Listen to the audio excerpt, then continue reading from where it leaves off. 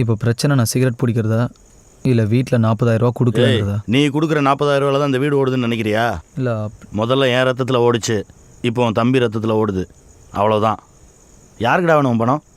நீ மட்டும் அந்த பணத்தை உங்கள் அம்மா கையில் கொடுத்து அவள் காலில் வந்து ஆசீர்வாதம் வாங்கி 50,000 ரூபா எடுத்துகிட்டு போய் வெட்டி செலவு பண்ணியிருந்தா கூட சந்தோஷப்பட்டிருப்பேன்.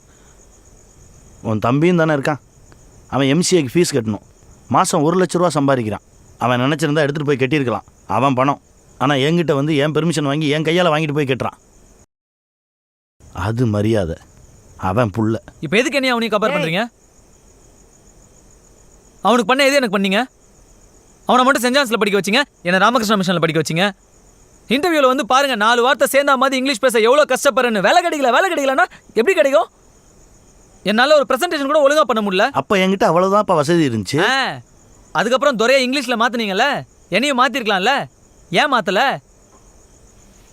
எதுக்கு எடுத்தாலும் பார்ஷியாலிட்டி கம்பேர் பண்ணி பேசி எதுக்கு கம்பேர் பண்ணுறீங்க?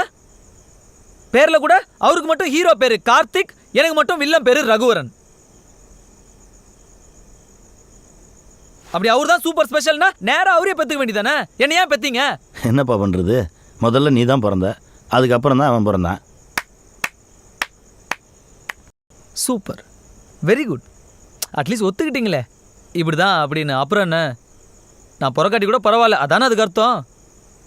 என் உடம்பு, என் உயிர், நான் சிகரெட் பிடிக்கிறேன், ஏதோ பண்ணுறேன், உங்களுக்கு என்ன கவலை? ஏய், பார்த்து பேசு, வேற மாதிரி ஆயிடும். வேற மாதிரி ஆயிடும்னா என்ன ஆகிடும்? என்னை வீட்டை விட்டு வெளியே போடான்னு சொல்ல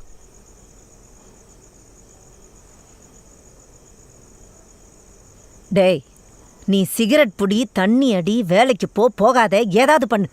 ஆனா அவர்கிட்ட குரலை ஒஸ்தி பேசுறது, கையை நீட்டி பேசுறது வச்சுக்கிட்ட கொன்றுவேன் நாயே, போட.